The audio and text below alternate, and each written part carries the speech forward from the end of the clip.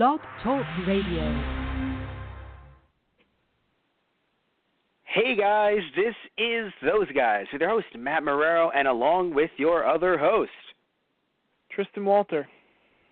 And you know, Tristan Walter, I feel like you're on the show so much just to try to catch up to Satish Ram's count, right? Where Satish Ram, because of he and I doing WWE Monday Night Raw and a few SmackDowns occasionally and all those pay-per-views for WWE, I feel like you're just trying to catch up to him. So you're just like, I'm like, hey, Tristan, maybe we should do, got it. Tristan, I didn't even say the show yet. I'm going to beat that guy. I'm going to do it. It's like, Tristan, but we're doing class. Give it to me. Even though I'm the one that asked you to do it. Okay. No. We'll there's no reason why you're here other than me going, hey, like, could you? Would that be cool? And you were like, but you weren't opposed completely. Now you might be. But here's the thing, okay, Tristan, be honest. You have to be honest with me right now. And by the way, if everyone hasn't seen the episode title, we're doing Season 1 of Class, the Doctor Who spinoff for Doctor Who Wednesday. Tristan, be very honest with me. After that end to the season, do you not want to see where the fuck they're going to go with this? I mean... like, just out of sheer curiosity. Yes.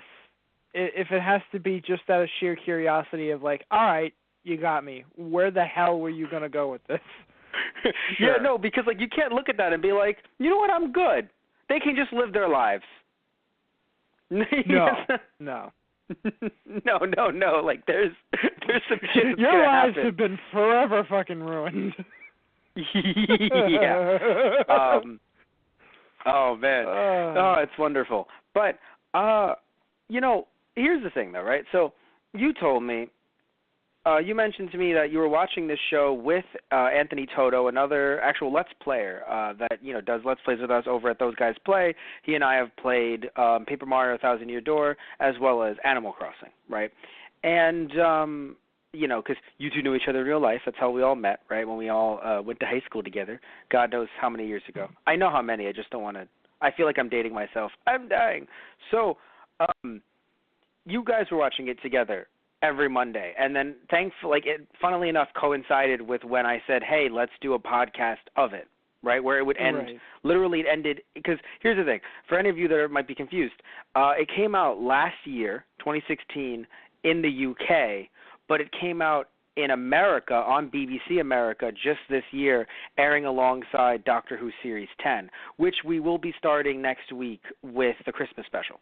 Anyway, so, yeah, you were telling me how terrible the show was. And I'm not going to deny certain aspects of it were not good, right? Because there were certain aspects that I'm like, no, stop that. Don't do that, right? Yeah. But I thought like I was going to get trolled too, or like The Room. Like you made me sit there and you were like, oh my God, this is hilarious. This is terrible. This is terribad. And I'm loving this. And I was like, oh man, like, what am I going to get? And I don't think it was that bad. And if anyone's wondering, like, well, side-by-side comparison. Well, I don't have any clips of Class on hand, but...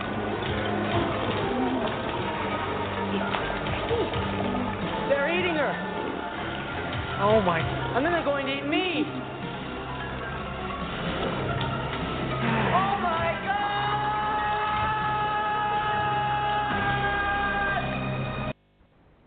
Matt now, I'm not going to sit here again.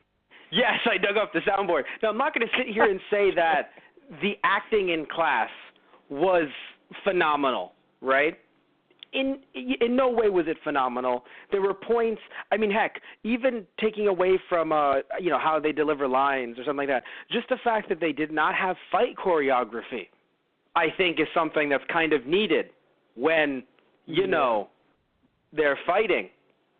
Now, I know it might be like, but Matt, they're teens, so, like, they're not going to be, like, ninjas or anything. They're not going to be Power Rangers. And it's like, yes, but when you say she can fight the Shadow King with two swords, it's like you gotta do something there, because he's literally a Shadow King that I assume wasn't king just because they were like, he picked the most flowers. Yeah, that really annoyed me. I assume he killed someone to get there. So, kill someone hard. So yeah, like I get it. Yeah, that's my. They like the Shadow King and April, one of the characters, they share a heart, and like she gets some of his powers because they're connected, and blah blah blah, and that's cool. It's a cool concept. I like that. But the fact that she was able to defeat him in armed combat, I'm sorry. No, like, I'm cool with it if they showed that. But you have to understand, Tristan. I come from a world where the second someone gets superpowers, like a Power Ranger, they know how to do kung fu. But the problem is that in something like Power Rangers, the actors usually have some kind of choreography background, like stunt work or something like that. So, like the original Mighty Morphin Power Rangers, many of the actors, if not all of them, had either martial arts skills in real life or had done stunt work previously. Of course, we know that when we go to Super Sentai, the Japanese version, the original, they have suit actors that, only like do the suit work, or the actors will occasionally either know how to fight, or they'll just do rudimentary stuff like, oh, when you're out of suit, flip him, and then we'll switch to the people who actually know what they're doing, right? So that'll happen. But here it's like you don't have a suit actor for her, so she has to fight with – but the thing is she has power, so you're like, great, so now she knows how to wield the swords. She did not, and that's the problem. Like they didn't give the actress enough time to learn how to wield the swords without looking like a teenager, which then makes it look worse because she defeated the Shadow King. Right. I mean, it's not like the idea that it's not the idea that I like, oh, I don't think this character should be able to fight or anything like that. No, I love it when characters are able to, show what they're worth in the series. But what I love is that in a way, even though we had the Prince, like I feel like each character got a decent amount of time given to them, which was nice. But I really like that we tried to focus on April. Because I love this idea of, having her be as powerful as, let's say, someone like Buffy, where I haven't seen much of Buffy, but obviously, everyone talks about Buffy being, a feminist icon or like an icon in terms of female power, and that's great. So I'm happy they gave that to April. I just feel like the actor or the actress behind April, they needed to give her time to learn, or at least give her someone who could help her with the choreography. Right. Because it's not, to me, it's not like, oh, she can't beat the Shadow King. It's like, hey, man, anything can happen if you look cool enough. Right? Like, if you look like you can do it, then I'm like, hey, man, you know what? Like it's a situation where it's like, could Alfred do it? We're talking about Batman. Could Alfred do it? Does he look cool holding a rapier? Or, rapier. Does he not? Well, then that's a problem. Like, if he's just like, kind of flopping it around, and it's like, oh no, I've been bested by Alfred the butler. It's like, no. Right. You see what I'm saying? Like, you can do cool things with certain characters. Like, I'm speaking of Alfred again. I don't know why I'm on an Alfred streak. There was this one. I remember this one scene in the comics where literally, I think Bruce was messed up. By the way, if anyone's on a Bruce Wayne, it's Batman.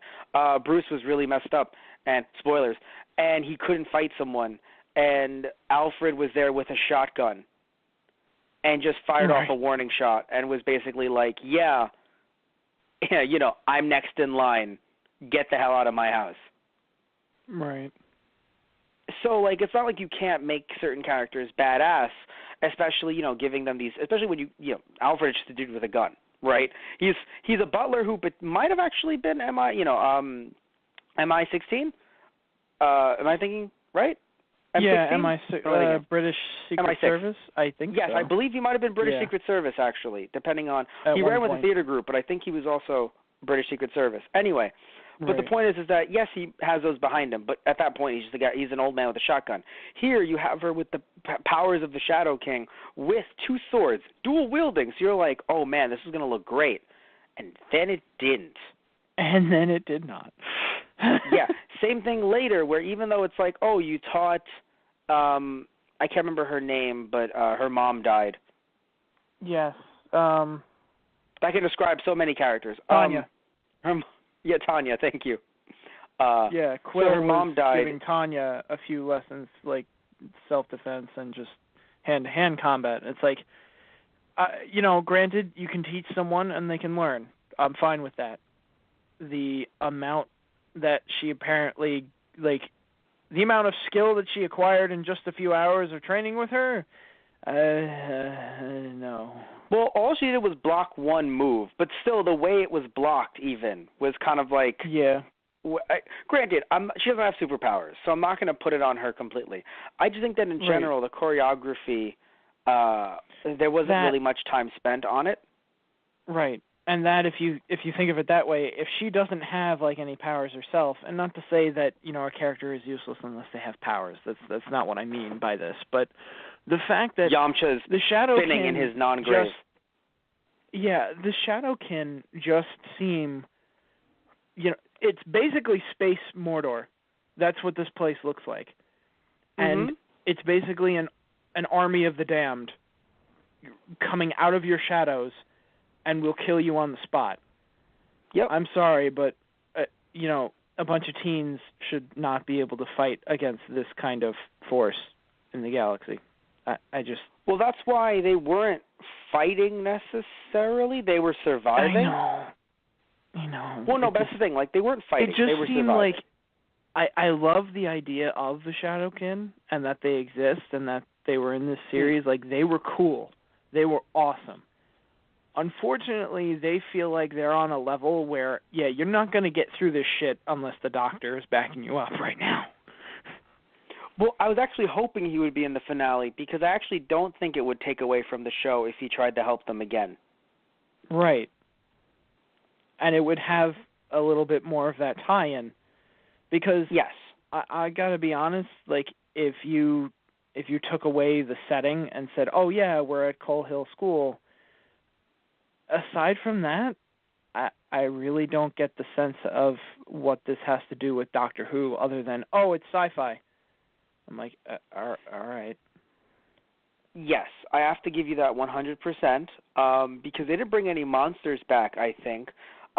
Funnily enough, though, the actor that played the Shadow King was actually, he's been in every current Doctor Who spinoff to date, where he was in Doctor Who at one point recently, then he was in Torchwood, then he was in Sarah Jane Adventures, and now he's been in this show. So I think he's the only actor to have done that, which is actually really cool when you think about it. Yeah.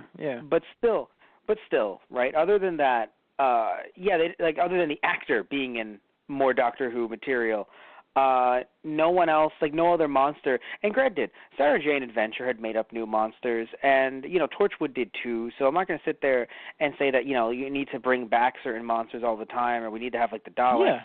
Because you bring in a Dalek, you're like, well, those kids are dead. Yeah, exactly.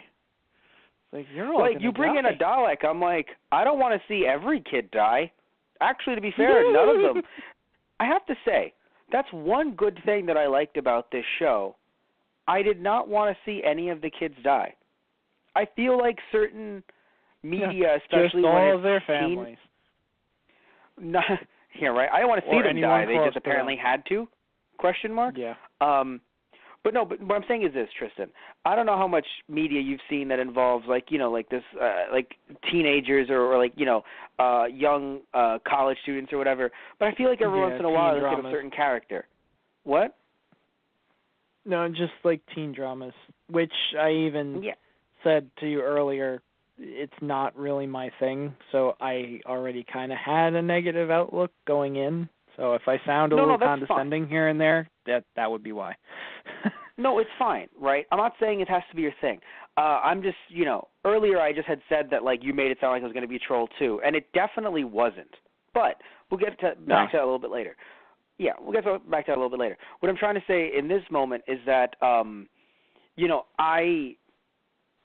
made me lose my train of thought, Tristan. I will gain it back, but thank you, Tristan, for telling me. No, what I was talking about with teen dramas, where there's usually one character that you're like, I want him to die. And I feel like they didn't do that with any of the characters. Like, every character I felt I didn't want to lose. Okay. Like, they're I don't know, because in my opinion, there might have been moments where you were like, oh, I'm not the biggest fan of Ram, or, but here's the thing. I think I hated him the most when when they were all in the room together, and it wasn't his fault. They were all being influenced by the prisoner. Because any other time, it's like, oh, fuck you, Ram.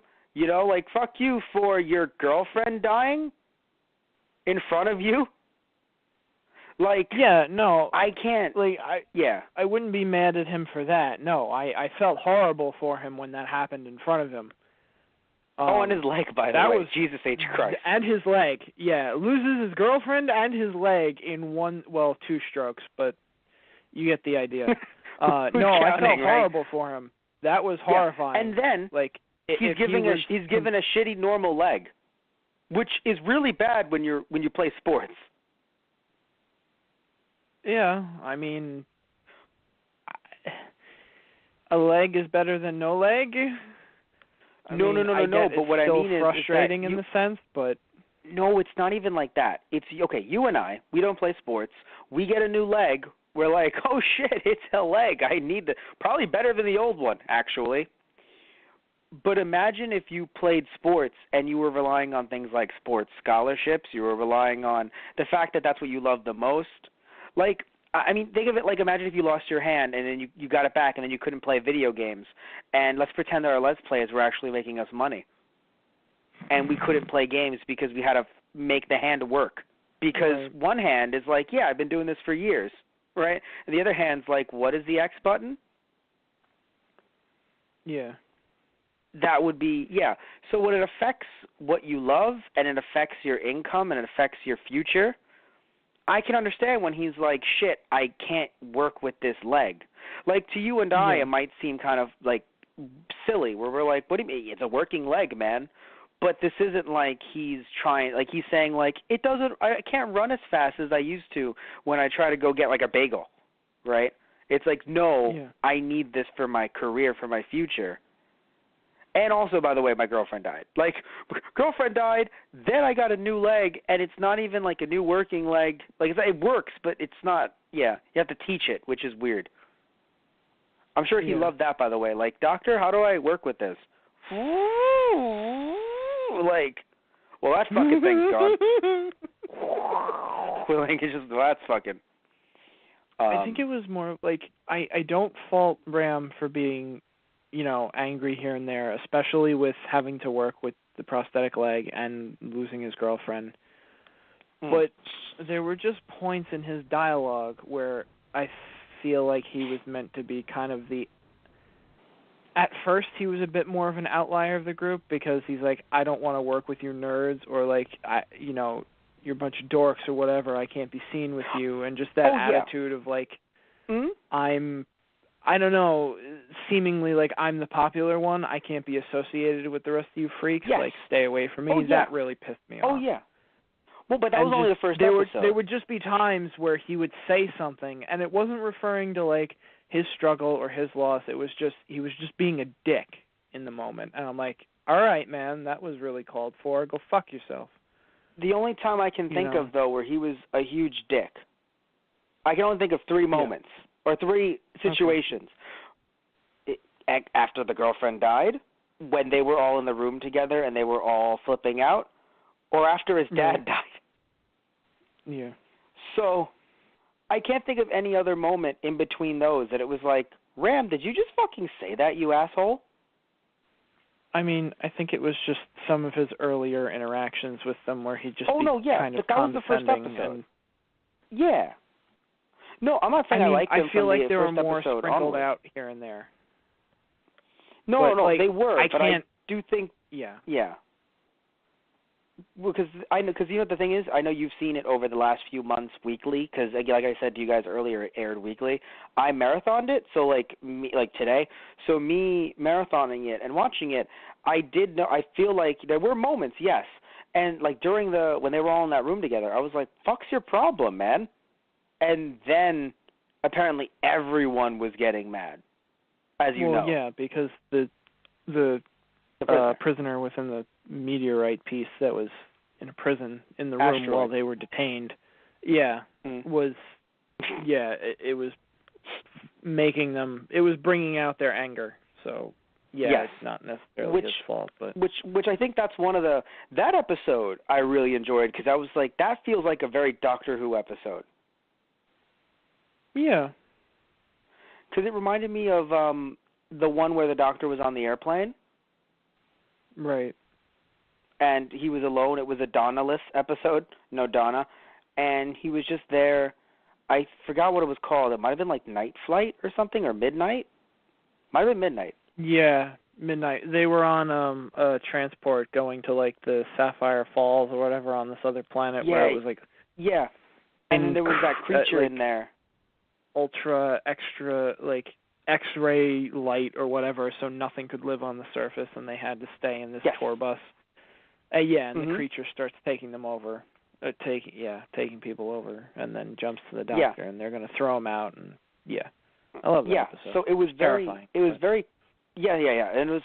So that's why I really like this episode, because that one specifically, that might be my favorite, because I'm watching it and they're just like, it's in the room with us, and I'm like, holy shit. So that actually got to me. I was like, I like this one. You know, I have to say, Quill grew on me. By the way, I was talking about, like, out of the kids, like, I don't want any of the kids to die. Quill, right. There were some moments I was like, hey, fuck you, Quill. See, you know what? That's funny. But yeah, what? I was going to say I was the opposite with her. Quill was my favorite character. Yes, at first. Well, of course she was, because cold, you don't like teen dramas, so you're coming at this with, well, Quill wants them all dead, so I'm in. I mean, maybe. Yeah, I really think we're looking at this completely differently. I'm looking at them like people, and you're like, ah. Fuck it. No, I mean, it's weird. It's not that I hated the characters. I didn't hate them. And no, I didn't necessarily want any of them to be killed. But it just, at one moment, I'd be like, you know what? I'm starting to like you. And then they'd turn around and do something or say something. And I was like, well, now we're back to square one. But the thing is, though, is I have to ask you, what did they do or say? Because, like, was it because they were feeling? Because I feel like in some ways you're like, that sucks that they have emotions and they feel. And it's like, well, like, okay. I will say, though. Well, no, I can definitely understand the emotion and just the idea of at that time in your life, everything seems like it's the end of the world for a lot of different things. Because, I don't know. I know you weren't, because you weren't a dick. So you weren't Ram when you were a teenager. But, like. No. You weren't sunshine and roses, Tristan. No, but it just always seems like with these teen dramas is that the characters do things that you know is obviously going to bite them in the ass.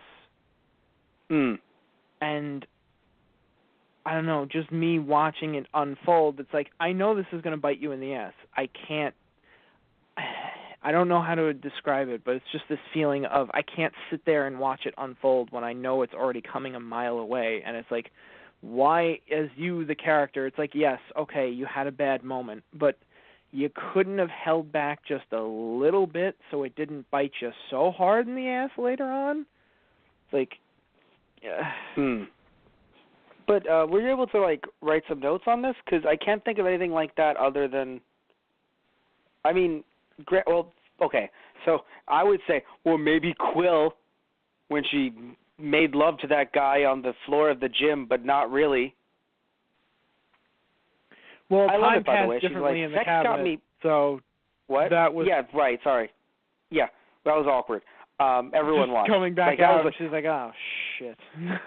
All the souls are like, damn, Quill's get it on. Yeah, that was a bit odd. Well, I think what was even funnier, she was just like, sex gets you pregnant. The Polish dude? Yes. I think it was like Mattias. Like, yes, it does. Yeah. Like, I have to say, that's something I enjoyed a lot. The fact that we had two gay characters, although the prince arguably is more like Jack, Captain Jack, where like he'll just, like, I don't think he really, I feel like, I don't know, I get a Harkness vibe from him. Not so much like he's just like horny, but like just the idea that he like could date the girl if he wanted to, but he wasn't interested because it was more like, oh, like I don't think he was, I mean, maybe I'm wrong here, but it came off to me like, oh, I want to ask that guy to prom because I'm interested in learning things about Earth, not so much like I don't want to go with you, because I think he knew nothing about prom. Right. Like he was like it was like that guy. Now, granted, maybe I'm wrong here. Maybe it's because the prince is sheltered in general, so he is gay, and I'm looking at it the wrong way. But it came off to me like I don't know much about Earth customs. That man does interest me though. Like I want to learn more about Earth customs. Like because like he saw him in a way where I thought he was going to be like that guy knows stuff about what's going, like the alien shit going on here. Like it's kind of funny because at certain points, because it's a teen drama, I don't know if the camera angles are doing teen drama camera angles or shit, alien shit camera angles. So it's really funny. Where like you see Rami and his dad, and I'm like, do we know him or is he like related to aliens? And then it's like, oh no, that's Rami's dad, and he's just watching him play and yada yada. And then later on, we have, Ram's dad, saying something to Ram. I forgot. I think it was just like when they had those talks. And then Ram leaves. It's when he didn't know what was going on with Ram. I think it was like right before the prom when Ram had that, kick-ass suit. And he leaves. And the look they had on him was like, his dad's an alien. He knows shit. But it never actually occurred. It was just certain camera angles they had. I think I was always expecting, in some ways, the unexpected. Like I was always expecting someone to know something that they never did. It's very hard to do sci-fi teen drama, especially when you have like shapeshifters in that same continuity. Yeah. I don't know, like... Yeah, I was kind of confused about Charlie at first too, because I'm like, is he actually gay, or is he just asking him to prom because he doesn't know, like you're saying about the customs? Like, does he not know about Earth? Does he actually not know what he's doing right now? And then later on, it's like, oh no, it's very apparent. Okay then. Well, no, as the show went on, as Charlie was in bed with Mattias, I was like, so is Charlie gay? I love you. I love you too. So is Charlie gay? No, but there's... I mean, yeah. there's a slight chance. But, oh my God. Oh God, I love that Quill is totally cool with it, but she's going to make fun of him as if, like, she would in general, like, even if she was with a girl. Like, even if, like, Charlie was with a girl. Like, I love just the idea of calling it a love nest. Like, oh, so Yeah. Oh, so great. So your after sex stuff is done. That's my sister. What the fuck?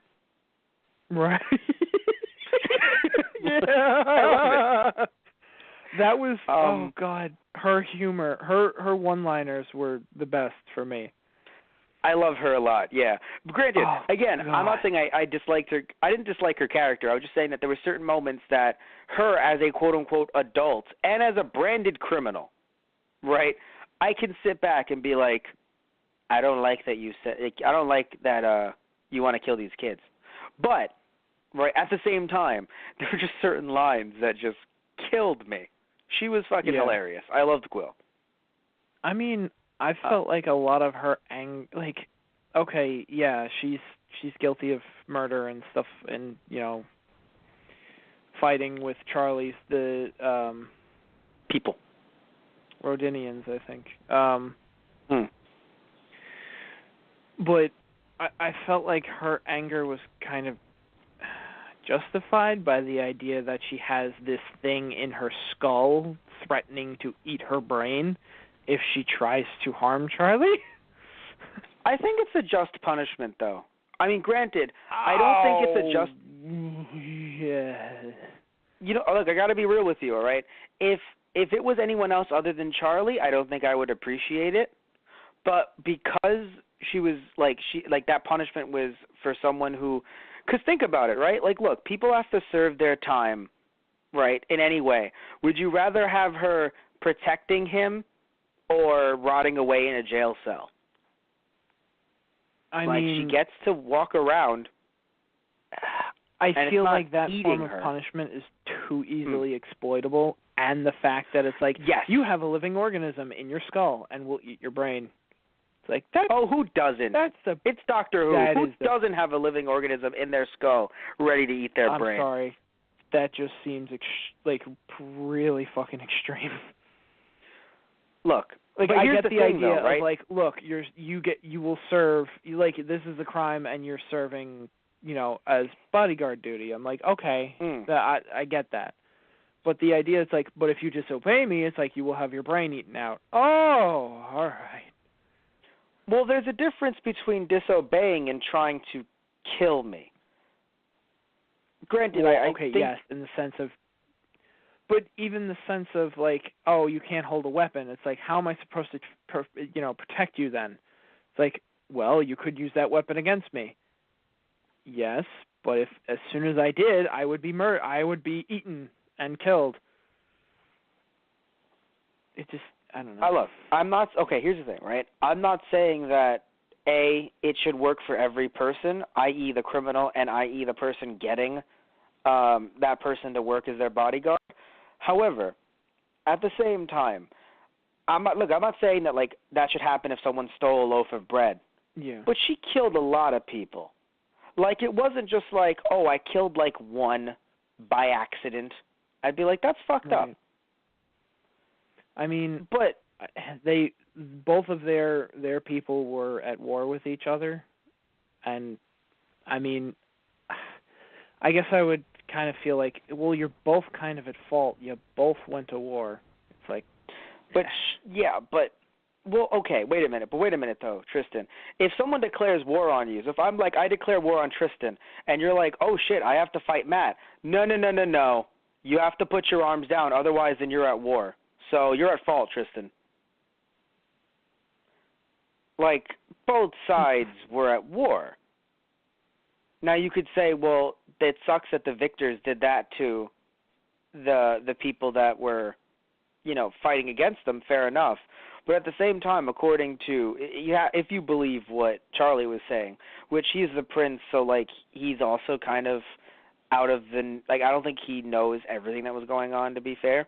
Right. But he was like, look, we were trying to work with you guys, and she was like, well, we wanted to have our own rights and not feel like you were working with us, that you were pitying us, so we were going to kill all of you and usurp you.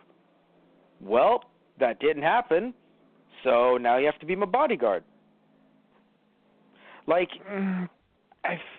look, okay, so then, from what she said, it sounded like mm-hmm. they were being more heavy-handed in their favor, in a way, and just with the way Charlie kind of acts with her later on, or during the beginning, I know he's probably not doing it on purpose, and he doesn't know, but it feels like he does lord it over her a lot. Yes, very true. But to be fair, look at her attitude 24/7. If you had to deal with that 24/7, yeah, I feel like eventually you just get tired. I mean that, and it seems like in a show, just being a spin-off of, but from Doctor Who, I don't know. It feels like the Doctor is always trying to be the negotiator between two sides and get them to realize, that fighting and killing each other is never the answer. And yet here we see it. It's already played out at that point, and it's just. But wait, it feels odd. But wait. Okay, wait a minute. But I'm confused. If the Doctor is saying these two need to work together, and we need to see how both sides need to see how they can work together and come to an understanding and actually care for one another, right? How could they do that if he goes, you're free, you wanted to kill his people, here's a gun, do it. Like, if he frees her immediately, then she will not have learned her lesson, and she will want to get revenge on him, or put the gun in his face to then kill, have the box, the cabinet, kill the Shadowkin. So that would literally work against the Doctor. The Doctor would literally, if he said, we have to get that out of her right now, would then essentially be letting the genocide happen. I just feel like there could have been a less extreme way than putting an organism inside of her skull to eat her brain to Okay, kind of quell so Battle her. Royale didn't do that. If anyone knows the Battle Royale manga, the live-action movie, they put a collar on you, and if you got out of the designated zone, like an ankle bracelet that would beep, the collar would explode and your head would blow up. Is that a better solution for you? Like, what solution do you have other than your hand will go numb if you try to pick up a gun? Like, what solution is there that involves her not finding a way to kill the guy whose people she wanted to kill, or threaten him to then use the cabinet to then kill an entire race of people? I'm not saying I like that option, the organism option. I'm not saying I'm 100% there. I just think it only worked because Charlie isn't a complete piece of shit. Yeah, but I feel like the temptation is still there, and Charlie's character could have gone either way. I'm glad it didn't go into that dark area, but no. I feel like he could have. No, of course, but it didn't. So we have to go with what happened. And I'm not saying I like the idea. I'm just saying that we can't bring up any other alternatives, because then she would just be like, here's my gun. I'm either going to kill you, or, better yet, I will manipulate you to open up the cabinet and kill these people. And then the Doctor's like, shit. Well, that's the problem, and that's why I don't fucking like the finale. No, because literally the words genocide were used. And look, we're not trying to give the Doctor a pass. The Doctor has done some irreprehensible shit, and yes, you might say he's atoned for it, but still, saying, I'm sorry that I killed all of these people, multiple races, doesn't make it, happy-go-lucky better. It happened, and it sucks, right? But we're also, another thing, too, we're watching it unfold. Like, we're watching Charles do this, when just a few episodes earlier, it was explicitly said that it would be genocide. And even in that same span, not just like in the first few episodes, even like, I think in 6, 7, or 8, it was mentioned that how would we be better if we did that?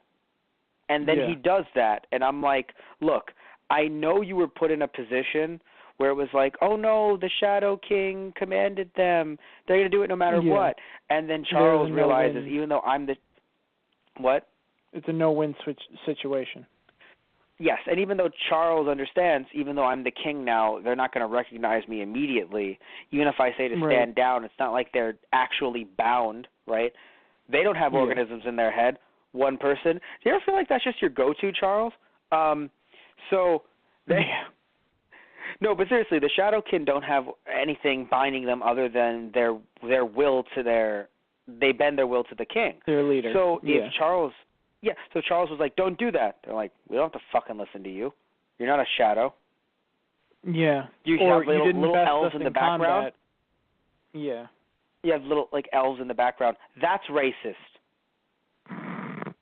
Like, I'm sorry, those elves just will I will never forget the phrase, are you elves? Hey, that's racist. We don't go around calling you human. But anyway, but still, I'm sorry, what were you going to say, Tristan?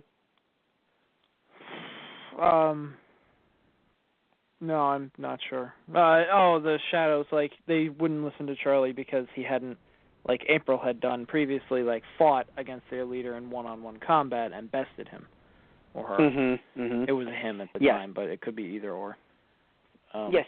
But still, I was only frustrated because even though it's it's a no-win situation, but still, in that case, I think, because we could discuss the writer. Because you were saying, Charlie could have done that more. It's what if? But, not so much I'm trying to say a what if. I'm just saying, with what the writer actually did, I was not a fan because it felt like a Superman Man of Steel situation where it's like, oh, we had to snap Zod's neck. And it's like, right. I don't like that option, especially when, at least with Superman, you could say, well, what else could he have done? Literally Zod was outmatching him, yada, yada, yada, blah, blah, blah. One man versus one man, whatever. Yeah. In this case, I feel like that's why Quill kind of moved him out of the way at the last second. It's like, no, you don't get to go along, you don't get to die with them and have it end there. It's like, no, you have to live with your choice and live with what you've done. Which I think is a great idea for a season 2. I'm just upset that they used the word genocide and it happened. Like, I'm not a fan of that word being thrown around so lightly. Right. And then it happening. You know what I'm saying? Like, that was weird to me. I feel like it's that idea. It's like it's like the one, the question that the doctor, this felt like a doctor situation where it's, the doctor's usually found himself in the situation of, oh, I can destroy all of the Daleks, but then I will become a progenitor of genocide just like them, and I become them by destroying them. But if I do, I will save the universe from their horrors. Yeah, but then which is why the idea is, am I any better than they are then? And that's the same idea with the Shadowkin here. It's like, we're going to kill everyone on Earth, unless you let me take April so I can chain her up in a dungeon somewhere so she can't, kick my ass again and take my throne. By the way, really, before I mention something to add on to that, really bad name for them, by the way, Shadowkin. That is a terrible name. Now, you might be like, why? Why is that a terrible name? Shadowkin and they're Shadow King. That's really bad.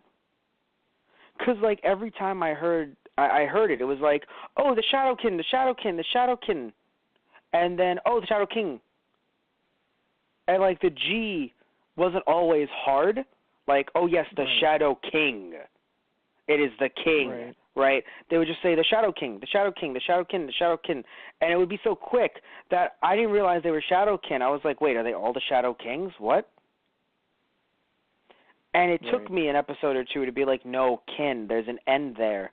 Shit, like, just the way they say it, it was actually hard for me to pick up. So in my head, I'm like, why would you do that? The Shadow Kin and the Shadow King, why would you? Was not a fan. I love their design. I think their design, I actually like the CG in this series. It wasn't like, because every time I think of CG in a television show, I think of like really bad mid-2000s CG that was in both Doctor Who and even like Torchwood and Sarah Jane. So I look at the CG here, and I was like, not bad actually. Like the riffs and the monsters. Yeah. I don't think I would, Like, that's one thing I have to say that I would not complain about. The special effects were on point. Yeah, the dragon that came through the rift was actually really cool. That's honestly one of my favorite monsters. Although it was horrifying. In this show or in general? Because it would just eat their skin. It would rip their skin off and drain their blood, and then the corpse would just be laying there.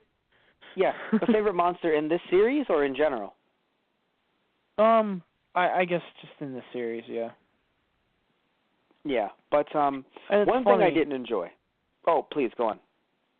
Like those, like episode 2 and 3, the coach with the dragon tattoo and night visiting, those felt more Doctor Who-like because it was kind of an episode, like a Monster of the Week episode, and it was the kids, like, they felt dangerous enough that, the kids need to watch their asses around these things because it may kill them. But it didn't feel like world-ending enough, like with the Shadowkin coming through. It's like, we've invaded everyone's shadows, and we're going to kill all of humanity. It's like, where the fuck is the Doctor right now? It's like, seriously, he should know about this shit, right? Yes, but hear me out, though. The reason why I'm disagreeing, Matt, why are you disagreeing? Not with the Dragon Tattoo one. That one, you're correct. That's a standard Monster of the Week, nothing crazy. The night visiting one, though, that was literally world-ending, and it was episode 3. Everyone was being visited by these what they thought were spirits, and then people were legitimately taken. Yeah. And died. I feel like it was just the town or the city. I don't know if that was worldwide. Like it obviously it would have spread afterwards. Like it would have fed farther and farther out if it could reach out through the void, the rifts. But it felt here's the thing. Controlled enough even at first. Yeah, but still, okay, everyone forgot about it, thankfully. Like, oh, anyone who was involved in this doesn't remember. But again, that's where you always think of the Doctor. I am thinking of it like, no, the Doctor's out in space. He's been, like, that's the cool thing I think of. That's the only reason why I'll say that it's been cool that the Doctor has been mostly in space for these last few series, because it makes sense that he wouldn't know what's going on Earth, so something like Class, in a way, had to happen, right? In some respects. My problem is that UNIT exists. Like, why the fuck? Like, this thing happens in the middle of the night and UNIT isn't. Like, it makes UNIT seem even more incompetent than I've been saying they've been looking in the Capaldi era, in the 12th Doctor era. And I'm not blaming Capaldi. I'm not blaming the 12th Doctor. I'm just saying that UNIT has not looked effective in some respects. They've looked like they've been trumped in many different ways. And I know you and I talked about it during some Doctor Who Wednesdays podcasts, and you were saying, or you may have said, or just in general, someone might say, well, Matt, the villains are just that more powerful. That's why, they might look like that, and they look like they're getting, beaten down because the villains are that more, powerful. But in this case, it's just like, why would UNIT not know? And someone might say, well, you can't bring them in on everything. But this would be one of those moments. It's all of, like, looking at the episode guide, it's like it's throughout East London. It's like, UNIT would be on this shit like no tomorrow. Yeah.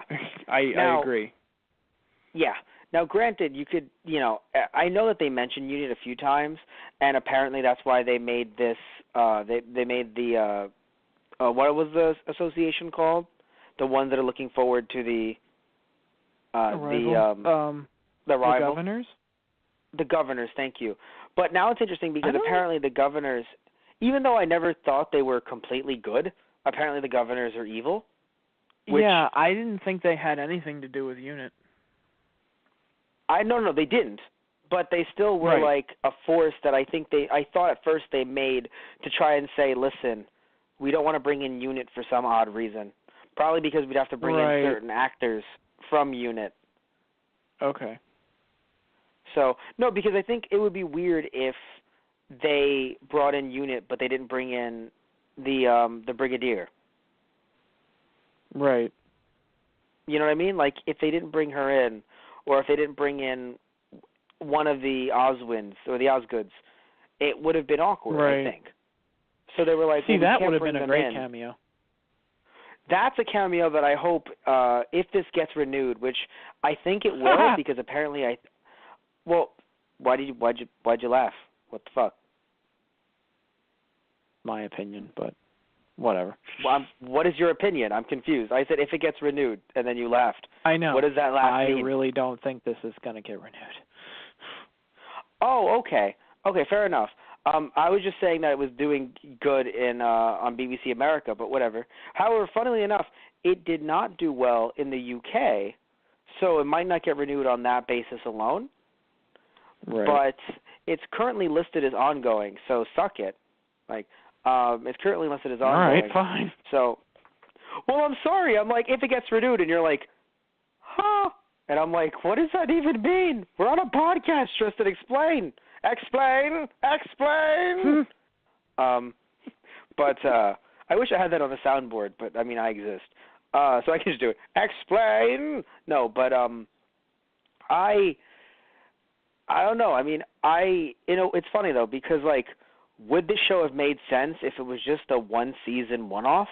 Like, wouldn't that just be even weirder? I mean, no, they the whole finale set up a whole thing for a second season, so yeah, but at the same time, no. What I'm saying to you, Tristan, I mean, like you said, apparently it did well enough BBC America, but not as well in the UK, but I'm just in the camp of I don't think this is going to get... I don't think it was good enough to get that second season. Well, first off, that's completely irrelevant. That's like saying, oh, the Kardashians, so yeah, that sucks. So that's not going to get renewed. Yeah, like, I'm just saying that's my opinion. Irrelevant. So that's I know. what it is. I'm telling you that quality is irrelevant. No, I'm telling you that quality is irrelevant for something to get renewed. So don't think of it like that. But what I'm trying to say to you, not that other worse things that have been perpetuated. No, that's what I'm saying. So don't think like quality equals not getting renewed. The ratings were not good, and that's probably why it won't get renewed. I was just trying to say that I wasn't saying that they set up for the second season, obviously. I was saying, wouldn't it be awkward if they made this show for only one season, didn't set up for a second season, and were like, and that's it with the kids from Class? Like, wouldn't that be weird? I mean, yeah, it was only 8 episodes, so I guess that would have been a bit odd, but at the same time, even like with the end with the Cabinet of Souls, like I thought, because it was coming to a head, it's like, so obviously this is going to happen at some point, whether Charlie wants it to or not. You know, the cabinet's going to get used. They keep teasing it so much, it's going to happen. And I figured that would be the resolution, like after the events of it being used. Well, no, what I'm saying is this, though. Even if it was 12 episodes long, maybe it's because it's in the Doctor Who universe. Maybe it's because I see a lot of shows that end up getting renewed for second, third, fourth, fifth. Fucking Supernatural's on, like, I think 12 seasons or 11 seasons at this point. And I think that's a bit too much. Like, I don't know if I want any show to go on for that long. But other than something like Doctor Who, but there's obviously a bunch of differences with that, right? But the reason why I'm bringing it up is, wouldn't it just seem odd if they were like, even for 12 episodes, all right, we did this Class thing. Doctor came in, even said, you guys have to do this from now on. You guys have to help protect yourselves. And they were like, cool. And then 12 episodes happened, and it was like, man, that was nice. Anyway, that's all. Like, wouldn't that seem weird to you? If it didn't continue? Not that I'm saying you want it to. I'm just saying, wouldn't it be weird if it didn't continue? Like, they were just like, yeah, so we all lived. That was crazy. It fucking was. All right. I mean, I guess. I don't know. Like, I'm not saying it should be getting second, third, fourth, fifth seasons, but I feel like it would be weird to make a spinoff that would be, like, trying to only end in one season. Like, you can get canceled, I don't know. right? It's happened. Like, I feel like spinoffs would, like, you'd want to keep a spinoff short, you know? Maybe a second season, but like. Oh, yes. So that each series for Doctor Who could have its own little spin-off, but then its own little spin-off gets resolved, and then they continue onward. Oh, yeah, I don't want the spin-off to go for, like, 6 seasons. Like, I'm with you there. I'm just saying that, like, if it lasted one season, I'd be like, that's awkward. Also, to be fair, Tristan, you want spin-offs to actually try to take over your old show when it dies. Thankfully, Doctor Who isn't one of those shows, so the spin-offs are just made to, like, expand on the universe. Well, yeah. Right. And I'm saying for this series, for Doctor Who's universe, like, spin-offs, like, relating to a specific Doctor or events that have happened with that Doctor, stuff like that. Well, to be fair, resolving within themselves and then moving on. Well, to be fair, and then yes, Doctor spin-offs can go on for at least 2 Doctors. Because Sarah Jane began with Tennant, and it actually ended with Smith. Right. So, and also, the ratings can do so well that, sadly, what ended Sarah Jane weren't ratings issues. It was because the actress for Sarah Jane passed away. The actress passed. Right. Yeah. So, you know, what's interesting, though, is with Class, if it goes into a season 2, apparently the head writer won't return, which might make it more interesting for you. Because I know, like, I'm sure that, like, because there's only one head writer, and he wrote every single episode, so... Yeah, Patrick Ness. Yes, so you might actually like it without him at the helm. I mean, I don't know. Because I know you say, oh, this isn't your kind of, like, series, right? But at the same time, if something is crafted a certain way, you can still go, wow, I don't like shows like that often, but man, that was a good show, right? Yeah. Like, I feel like but this was not one of those shows. Yeah. But the reason why I was trying to say earlier, I was talking about you brought up Night Visit, because I want to bring it up too. The reason why I didn't like it, first off, as a concept, I loved it, right?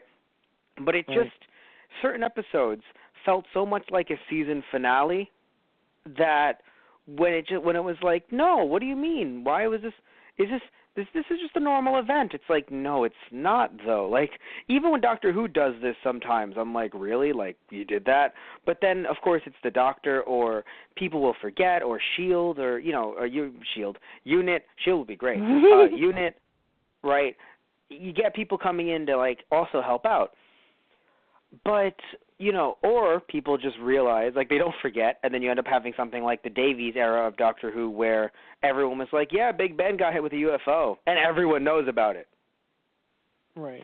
So, so, like, stuff like that can happen, but it's just crazy to me that an episode like, Night Visit, like, happened, and then everything was okay the episode after. It was good for character development, but it kind of had me sit there and go, so we're continuing? Like, I feel like it's so weird. I feel like this show would have benefited if every episode was only 25 minutes long, but at the same time, I feel like we still needed more episodes to not only develop these characters, but to explain some of what was going on in between the episodes. Yeah. So it's weird. I wanted them shorter because I felt like for the first episode that the episode was actually drawn out too much for the full 50 minutes. So it's like, I want the episode shorter, but then I also want more of them. It's like, what?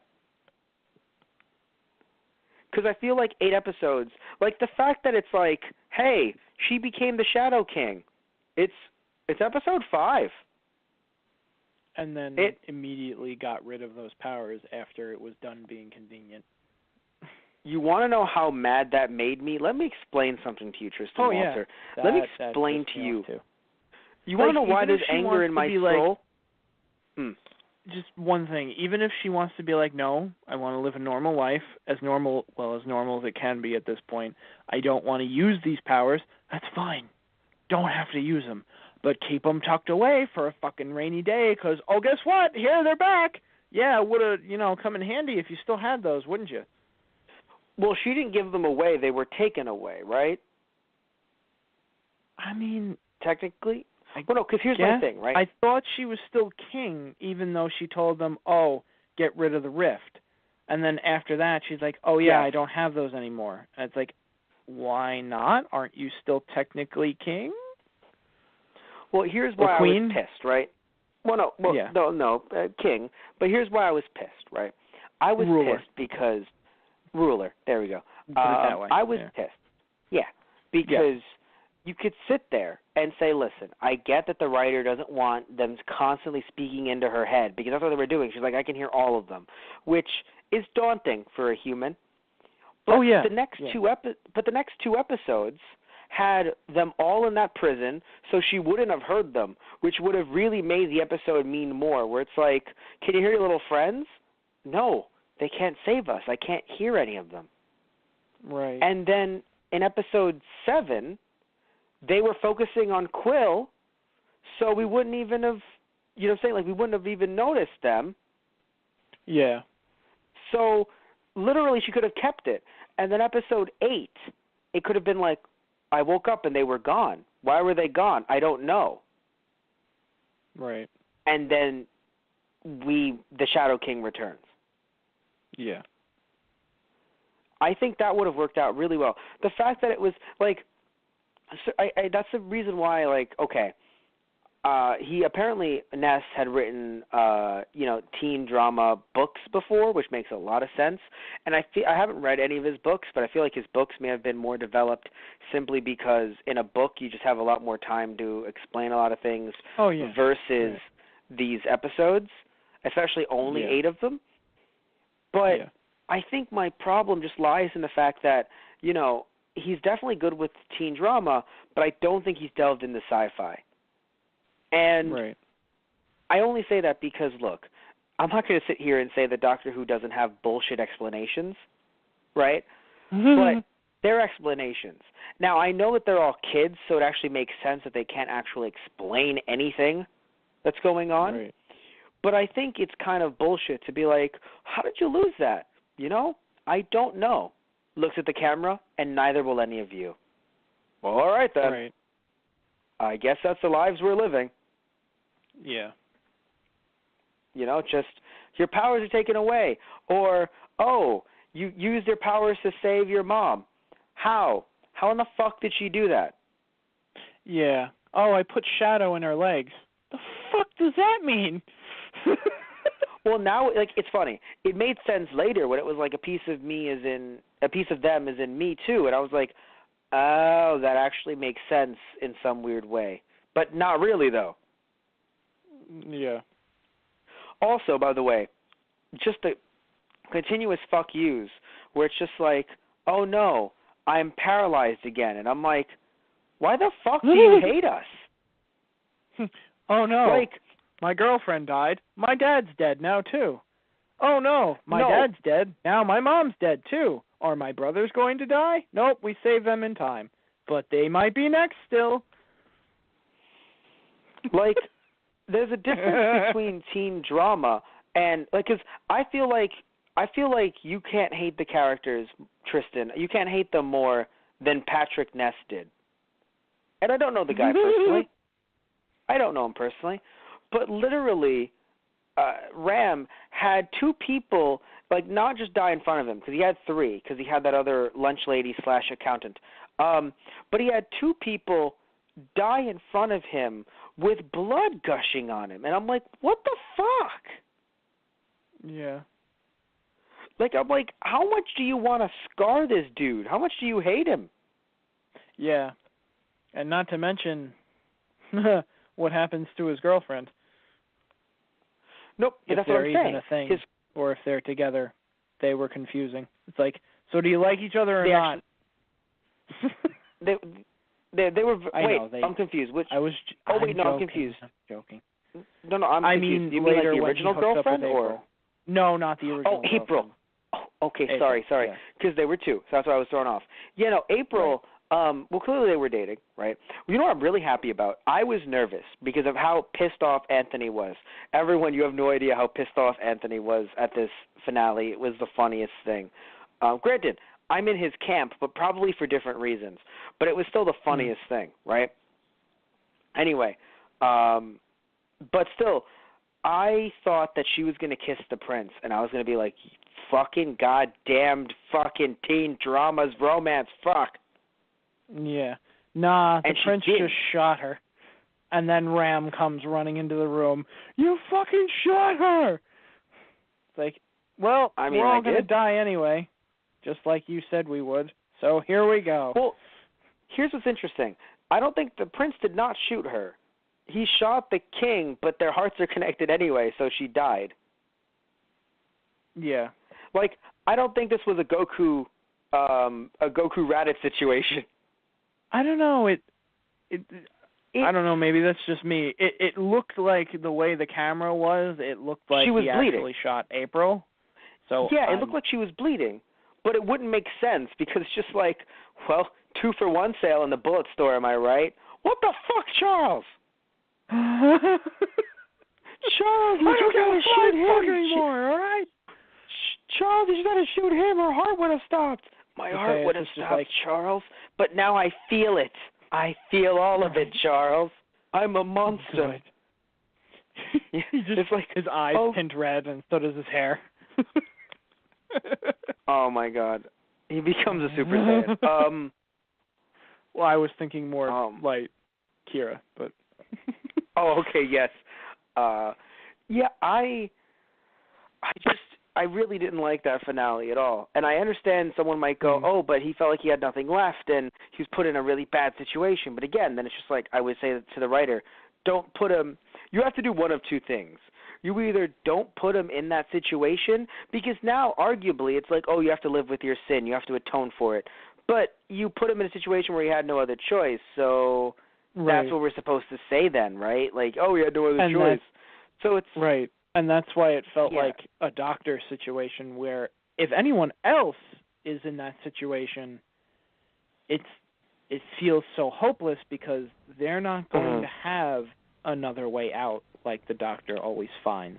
And then again, granted, the doctor had a situation where he didn't find the way out until much later on when he had other versions of himself to help him right that wrong. So it's like, in Charles' position, it's like, no, there was no way he was getting out of that. Yeah, which sucks about it, because I either wanted an out, and then it sucks because here's what sucks. Either you're going to say, oh, well, now he committed genocide, like he's terrible. They had just mentioned genocide, all this stuff, he's terrible because of what he did, or, well, he had no other option. So you can't hate him, he had no other option. So we're supposed to feel bad that he's going to atone because he's going to be like, oh, I'm so sorry, I didn't mean to. Well, Charles, you had no other option. Like, I want to see him. Like in turmoil. Like that's always good to see a character reflecting in turmoil, trying to grow. But I feel like that had him take such a huge step back. Like it's not a growth when you kill an entire group of people. Yeah, it's a step back. It's a breakdown. Yeah, and it's like, oh, we'll have to build him back up. It's like, no, but we had a good Charles. We had a working. You broke him, writer. You broke him. We had a working Charles. We had a working Charles. Right. And now he's broken. Beep boop bop. I am Charles. Very badly. I like men. He was good. Yep. Now we broke Charles. Yeah. I'm happy and we didn't kill Matty. Not even Matthias can put him back together again. Thank you, Matthias. I'm happy we didn't break. I'm happy we didn't kill Matthias, because then I would have been like, all right, guys. Yeah. Stop. I really honestly thought they were going to lose, like, all the family members were going to die, all the significant others were going to die. And you just, because it felt like they were cutting out the families in the sense of, well, the family is like, yeah, they're in on it now, but it's like, they're just going to try and pretend like, no, my child is safe, like, everything's fine, we're good, aliens are not invading, Well, two things. One, it's funny. You're like, all the significant others are going to die. They can't because everyone's dating everyone.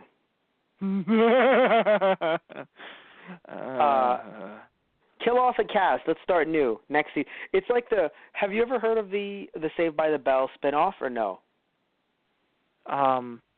Possibly. I'm not sure. It was a Saved by the Bell spinoff that every season they would follow a new cast in a grade at the old school with Mr. Belding, right?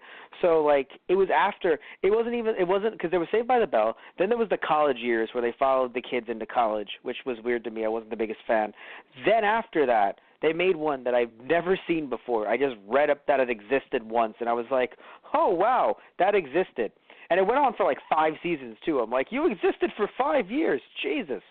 Right. And it was basically every year they would follow a new cast of kids at the old school at Bellevue. Bellevue?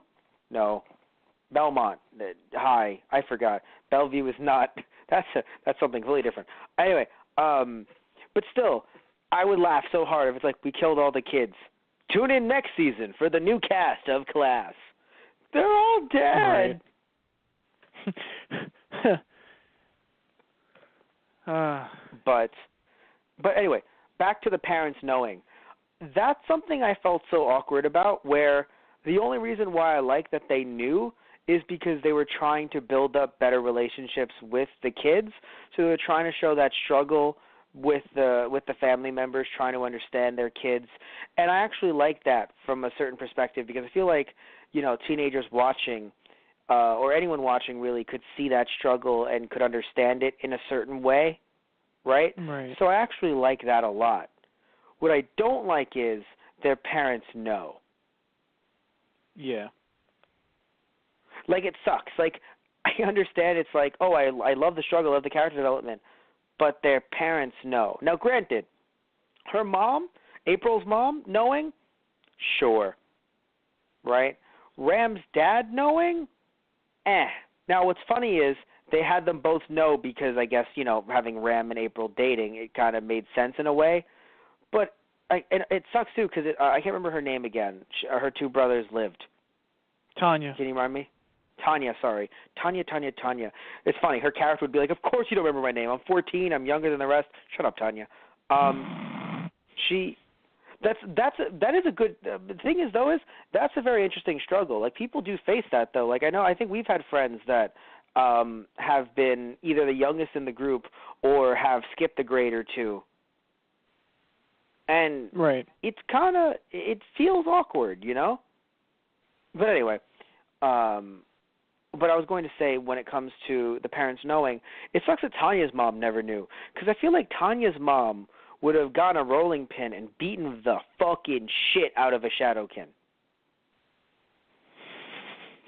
Like, if she had the chance, she would have been like, why the fuck are you going to Quill for training? Just come to me. Right. Like, I feel like her mom would beat the ever-loving shit out of a Shadowkin. Just saying. But yeah, I feel weird about the parents knowing, but again, that in a way is a small community. It's funny. When I read the premise of the show, I didn't like it in terms of, the Doctor time travels so much around this school, because the school, if you don't know, Tristan, or if you don't remember, is the same one that they've been working with since the 60s. His daughter was in that school. Oh, wow. Right, yes. Yes. That's why there's so much shit going on at the school. So the fabric of time is basically bent and warped and cracked around this school that it's no wonder there's shit flying out at it all the time. It sounds weird if you're someone who, either you've forgotten like Tristan has, or you're a newer fan where you're like, this school's only been around since like Clara, right? Or you're not as new and you're like, was that the same school with Sarah Jane? And it is, right? So at least I believe it's the same school, because I believe they just end up working around that area. So I believe it's the same school. But the point is that you might be like, that's all, right? Because we haven't really seen him jump into the school that often recently. But no, that's the school that his daughter went to, and he met Chesterton and he met Barbara, Ian Chesterton, and Barbara White, I think. I forgot her last name. But that's where he met the two of them. Yeah, that's where he met which, by the way, that's one thing that always got to me, that kind of frustrated me. I'm pretty sure they stayed on as teachers at the school, but we've never seen them again. Right. Oh, I wonder if their names are on the board, like Clara and Danny's were. Oh, God, I hope not. And more importantly, something that really upset me, we never got to see that girl again, the one that was Clara's student. Do you remember? She went through time with them, didn't she? Oh, right. Yes, I remember her. Yes. Because, here's the thing, right? Yes, they were focusing on the high schoolers, but it's a middle school, too. Right. So. And I think it had changed, too. It's an academy now, so it's, even more different, grade levels-wise, but I don't know. Well, no, that's what I'm saying. I think I think it was just a middle school, and then they changed it into an academy to have the high schoolers, and then that's when, they right. That's why this season is around the high schoolers. But what's even crazier is that you're kind of sitting there wait, so she was a middle schooler, and then at this point I think she would be in high school. So it's I thought she was still going to the academy. Yeah, so, why wouldn't she be in on this? Right. Yeah, that's what really got me upset, I think, in terms of, Doctor Who continuity. It's really funny. That's, more than UNIT, honestly, because it's look, UNIT doesn't go to the school. They have UNIT operatives. Wait a minute, you don't go here. You're 25. All of you are fucking 25. Don't lie to me. Yeah. It's funny. I think the youngest cast member was actually Tanya, and she was 20. But the rest were actually 23 to 26, which is standard. Yeah. But to be fair, though, interestingly enough, they looked like high schoolers, sort of. I didn't look at them and most of them and think oh yeah, no, you're clearly in your mid-20s. Right. I don't know, maybe it's just me, but like they looked like high schoolers. Yeah, somewhat. I'm usually pretty bad with like guessing people's ages, so it was believable to me. But Fair enough. Now I have a question. So like, I know you're not a big fan of this genre of television. You weren't a big fan of the writing, a bit like I was, or at least some of the acting and the writing. But how did you feel about the general like darker storylines? Like just the idea that it's just like, oh, her mom is paralyzed because of her dad having a psychotic episode, apparently because of prolonged drug use. yeah, I mean, I found it interesting that they delved into some darker ideas, and it's like, yeah, that's life. I mean, sometimes terrible things happen and people make terrible decisions. And it gave April and her mom more depth. It gave the characters more depth, and it kind of made them, I mean, not personally relatable, but like it made them more human, I suppose. Yeah. I want to give the choreography some more credit. It was a bit better than I'm remembering, but I say a bit. Like, camera angles saved it a little bit, but there were still some parts of it, especially early on when April was fighting the Shadow King, that I was like, oh, this is not good. Yeah. Why did they do this? No. Anyway, but still, like, why did they do it this way? But like I was saying, though, or like you were saying, adding on to that, yeah, I'm really shocked they went through some of this. Like, in those ways, I feel like it kind of set it apart from Doctor Who. Not saying in a good way, but like, or in a bad way necessarily, but I feel like in some of those storylines, I was like, oh, wow, like, what the fuck? Yeah. Where it's just like, like, oh, yeah, my dad died just in his sleep. He was doing fine. Just died in his sleep. Or, oh, man, that person died. How did they die? Violently or bloodedly. Like random people in the streets just being husks of gore. And I'm like, what the fuck? Yeah. I mean, that just gave me a Torchwood vibe. Yeah. I'm like, yeah, this is a Doctor Who spin-off. You can tell by the gore. No, but here's what's very strange, though, right? Sarah Jane Adventures was more for kids, right? Torchwood was more for the adults. This, you would think it's more for the teenagers, but it aired, I believe, I'm going to check it again just to be sure, but I'm pretty sure that it aired at 11:30 a.m. Now, we're watching the DVD version, so that's why there might be some more cursing. But the amount of cursing, or then again, you saw it on television. But but I'm confused because even on television, they cursed, right? For you? I think so. I don't actually remember specifically, but. Oh no! Then maybe you're not seeing the uncensored or something like that, because I'm watching these versions and they're like, "Why you gotta be such a dick? You're an ass." Oh, yeah. No, they definitely did that. I can assure you, Tristan, that's not on American television. Yeah. That's what I'm saying. Like, you're right. Just no, I love it. You're like, what do you mean? All of us call each other, oh, that's right, television. Oh, that's right. Now, granted, that's some real shit for teenagers to say to each other. I was like, this is the most real I've ever seen teenagers. But but still, it's something that, like, compared to, I mean, even the quip, or not the quip, but even the moment when she was like, oh, yeah, typical white people. And I was like, whoa.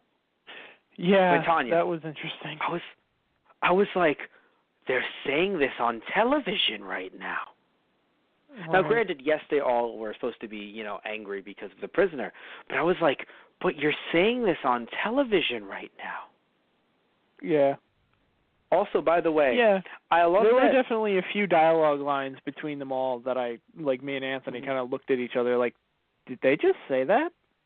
Well, shit.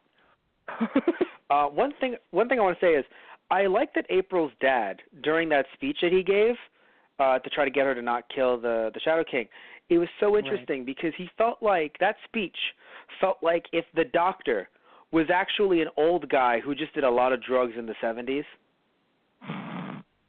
So he just walked into cabinets and walks into closets and thought they were the TARDIS. Oh, my God.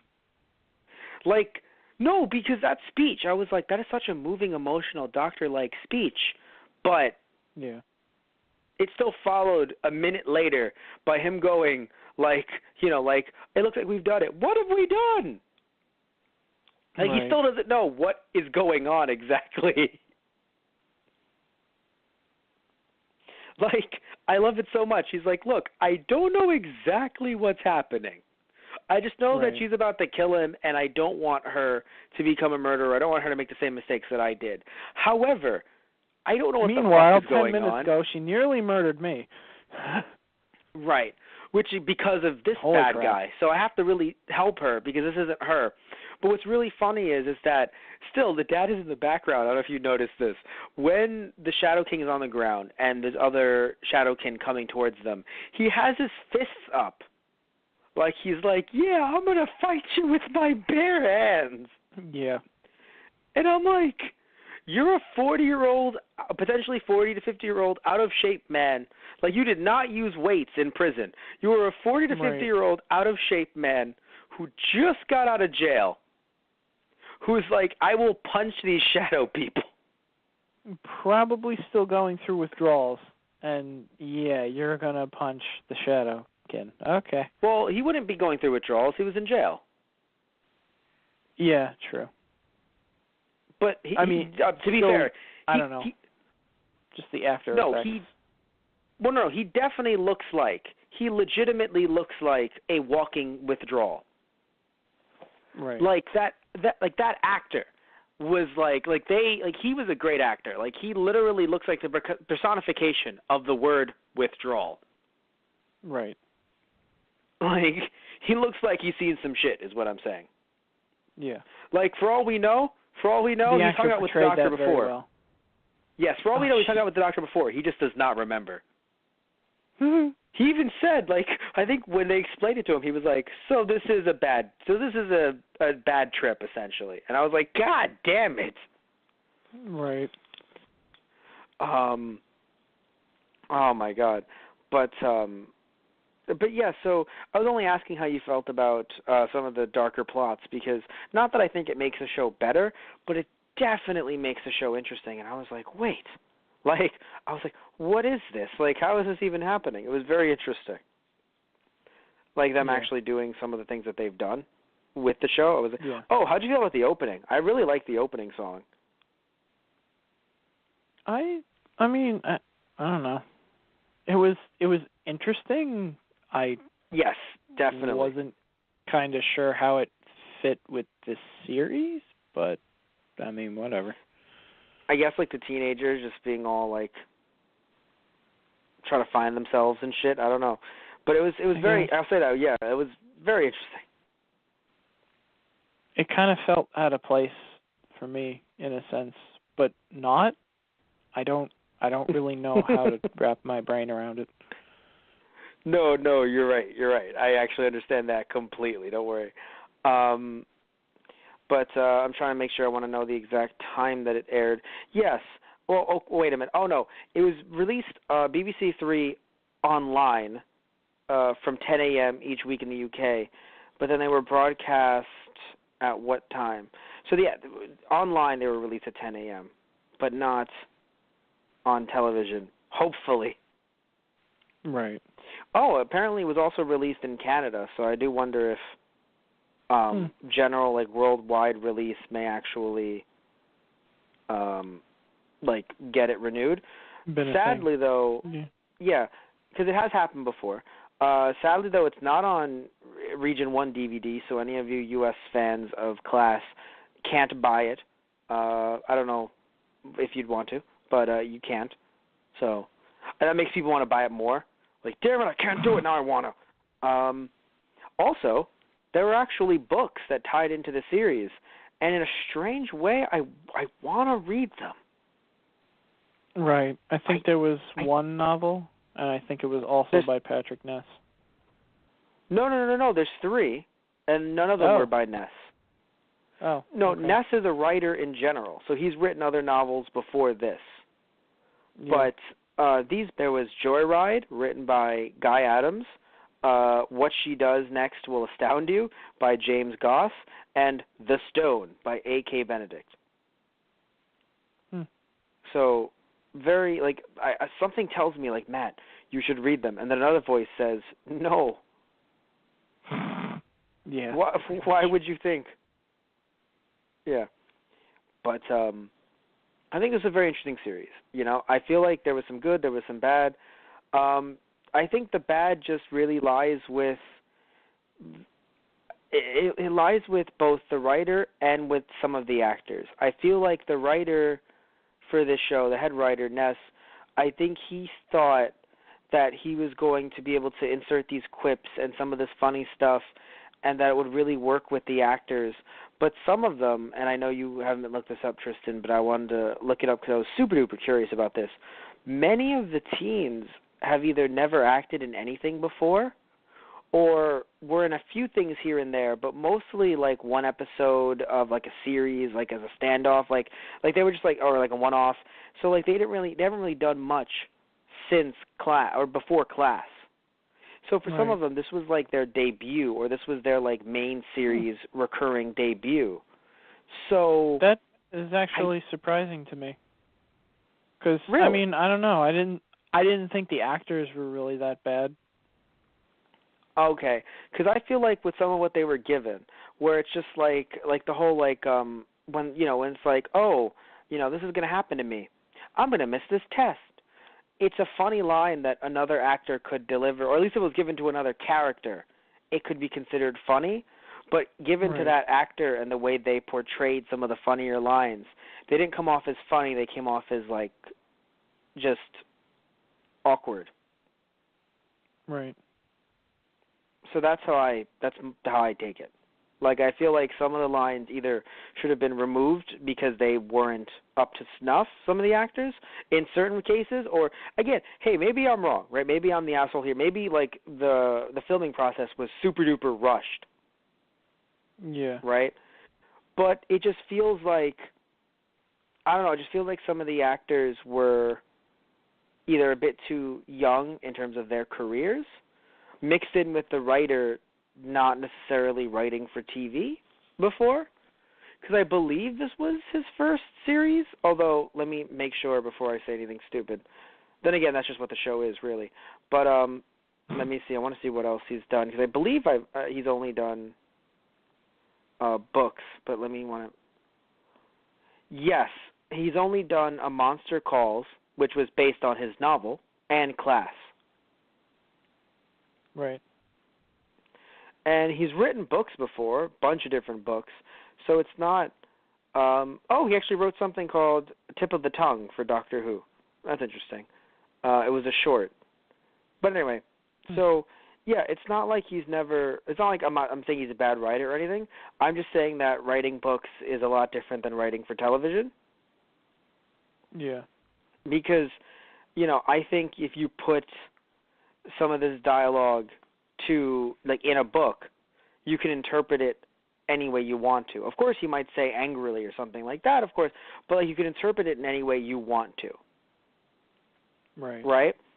But when it's, like this with actors and you have to, like, work on certain, like, timing and things like that, I don't know if some of it worked. And then, of course, the other thing that I think is more important is the scale of some of these events, where, like, like how also just the scale, and B, the reoccurrence of the Shadowkin, but I don't want to say that's his fault, because if it was 12 episodes, then it wouldn't have felt that bad. But because it was only 8, it felt like it was really just Shadowkin the show with, like, 1 or 2 episodes that were Monster of the Week, just to make you remember that this isn't Shadowkin the show. Right. I have a question, though. How do you feel about these governors? Like, that's weird to me. That's new. Yeah, that was like when the headmaster, I guess is what it's called, but when he was killed, which was abrupt. Holy shit. That was horrifying. I forget what her name was, but she was part of the governors when she comes in and takes over, and she starts like kind of talking like high and mighty to the kids or to Quill even. It's like, who the fuck are you? And how do you know shit? Like, you shouldn't know any of this shit. Who the fuck are you with? I thought she was SHIELD. Starts talking about SHIELD. God damn it! I thought she was you, and I was like, cool. I thought so at first too, and then she mentioned the governors. I'm like, who the fuck is that? Mm-hmm. And then this whole idea in the finale, it's like, oh, we're academics. It's like, yeah, but you don't seem to just be studying things for the hell of it. I mean, shit, you left Quill to fight to the death with the guy that just saved her life, which was fucking horrifying for me. It's like, well, this sucks. But yeah, I don't know. She kind of felt almost Umbridge, like Harry Potter, almost. Yes. Very but much not, so, yes, actually. Not as much of an outright asshole, but just like kind of subtle and like a cheeky asshole. Yeah. And then just being like, I know shit that you don't know. And it's like, all right, you going to be a dick about it or are you going to help us out? I don't know, maybe. It's like, you're lucky I don't fucking put one right between your eyes right now. Oh, but you can't do that now, can you? All right, you're really starting to piss me off now. And then the whole idea, it's like, oh, I didn't think he'd actually use the Cabinet of Souls, like he was too noble. And it's like, well, you failed your purpose. You won't get to see the Arrival, whatever the fuck that is. And then she's killed by a weeping angel. Okay, I'm sorry. Really, like, fuck you. Me and Anthony. I like that scene. Lost our shit. We were like, I loved it. What the fuck? Okay, good. You're with me on this one. I was like, holy shit. Like, that actually got me hyped for season 2. If there will ever be. Like, that got me interested in the sense of how the fuck is this working? And then the hieroglyphics were up with a weeping angel, and I was like, holy shit. Like, that was, like, I was so intrigued. I was like, so apparently they're working with Konami. We're going to get Obelisk the Tormentor, Winged Dragon of Ra, and we're going to get Slifer the Sky Dragon. And that, I mean, that just kind of rolled up all together and all the other events that happened, April being put into a Shadowkin's body, Charlie committing genocide. It's like all of this was just wrapped up into a giant FU cliffhanger ending. And it just felt, in my mind, like, it just felt so appropriate for a show that I had been giving so much shit as it was going. Like, not that I hated it, but just like pointing and laughing at it this whole time. And it's just like, you know what? You pushed me too far. And it just flipped me off, crying, and ran away. And I was like, that is exactly what I expected to receive. Yeah, and no, I for just me, couldn't stop laughing. Yeah, I could not stop laughing. Yeah, because I think for me it was like the show wanted to say, Matt, we're going to confuse the fuck out of you because you've sort of been paying attention. You think you know all the answers. It's like an old Rowdy Roddy Piper quote, who is a wrestler if you don't know Tristan. And it's an old quote where he says, every time you think you have all the answers, I change the questions. So this is just one of those times where I thought they were doing that to me. But then to you, you were like, this show, I mean, just look at it, right? Like, just, look at these absurd things. And they're like, you want absurd? Did he just fucking, I think he just fucking said absurd. I think he just fucking said absurd. It's like, he's just like, hey, hold my longsword. You want to fucking, you want to fucking talk absurd? You're like, the prince is going to use it. Oh, shit, really? Oh, yeah, and guess what? The parents are fucking dead. Oh, good God, this is absurd. And guess what? The Arrival, well, I kind of heard a little bit about that. Weeping angels. Wait, I'm sorry. Hieroglyphics. I really don't get what's going on. And then Rachel sits up as a Shadowkin. April. Yeah. Her name doesn't matter anymore. She's a Shadow fucking Kin. And, like, if you didn't think Ram was fucked up enough already, I can't wait to see how the fuck he deals with that. Literally, the only thing that could have made this better is if Ram looked at the camera and went, "I still would," and then it just kind of circles around his. It circles around his head, and you hear blamp, blamp, blamp, blamp. Oh my god! Yeah. And that's all, folks. Came up in Looney Tunes font. Yeah. That would have been it. It would have been like, yes, that's the show. That makes sense. And I feel like, I guess a part of it was just seeing Anthony's reaction of being so mad. It just made me laugh at it that much harder. I'm like, you've completely pissed him off. You've given me exactly what I figured this show would give me, and I was so happy. It's like, it was just like, you know what? This is the ending that I expected the show to give me, and that makes me happy because I called it. Oh, you called all of that? Okay, not that I knew what I was calling, but the sense of this is fucking insane and kind of bullshit. I'm like, yeah, that's the kind of ending. Not that I knew how the ending was going to go, but that the feeling that the ending gave me, it's like, or gave Anthony or you, it's like, yeah, that's what I expected to happen. Well, it's interesting.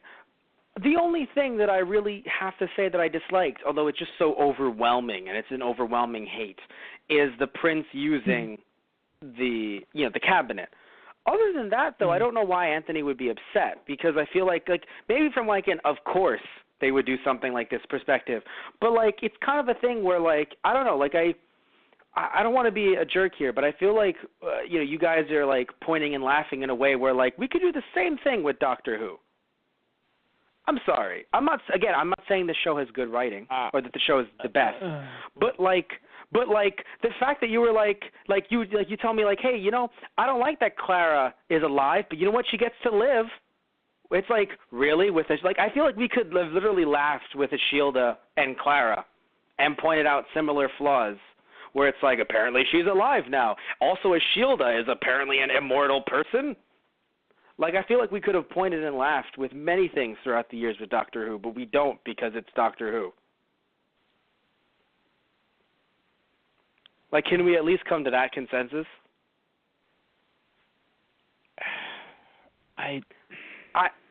I'm not saying this is a good show. Like, I know. Like, well, that's the other thing too, Matt. I'm not saying that this show is absolute garbage and that I hate it. No.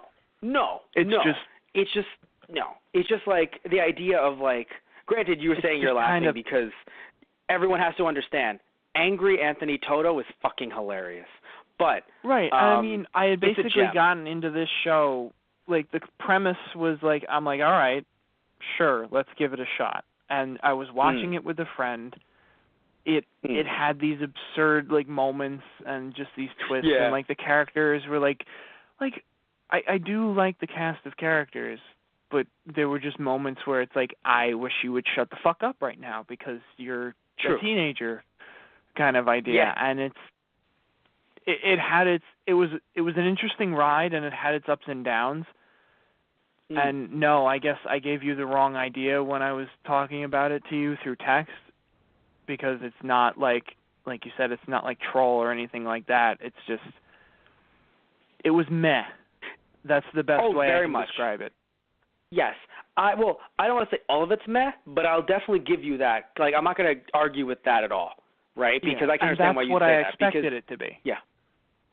Fair enough. Fair enough. Meh is what I expected, and meh is what I got, in my opinion. Yes. I expected it to be terrible. Then when I talked to you and Anthony, I expected it to be even worse. So that's why I'm coming at this from a very awkward, positive perspective.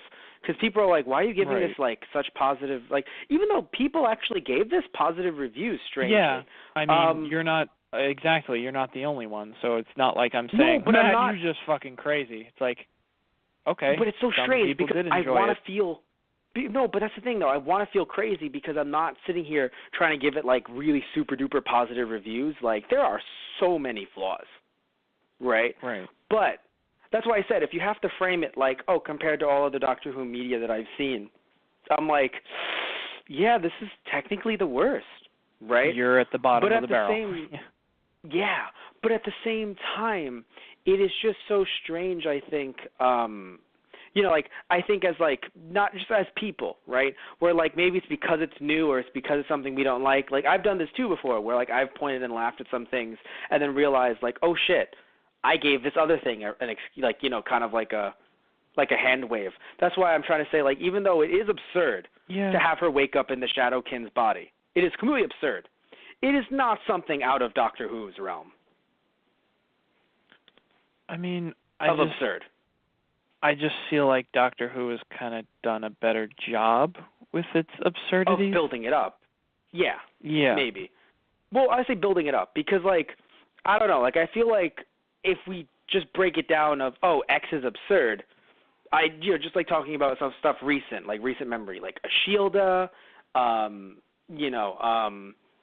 that, Clara and stuff. Personally, I enjoyed those like Clara and Ashilda better than the characters here too. So well, that's obvious. It helps me. I'll with give you those that. Absurdities. Yes, the Slovene.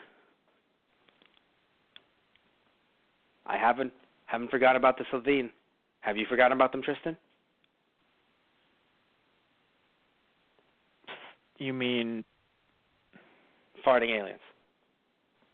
Oh yes. Sorry, we were talking about stuff from 12, and then you referenced something from 9, and I'm like, oh, all right. Is that what he means? No. I know what he means, but is that where he's going with this, or? Yeah, no. I'm not just. I don't want to just focus on 12. That's why, because like that's. Yeah, well, I'm just talking about Doctor Who as a whole.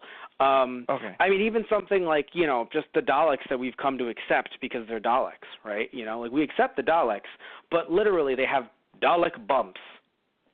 And they, I finally showed Tristan, if none of you have seen it, there's like this really funny Doctor Who parody that Stephen Moffat actually made in the 90s. And I finally got to show that to Tristan. And now he understands, like, wow, this is everything Stephen Moffat has ever written professionally. Just compact for me in a parody. But right. Pretty much. But no, but like seriously, like we accept the Daleks for their plungers and all, Yeah.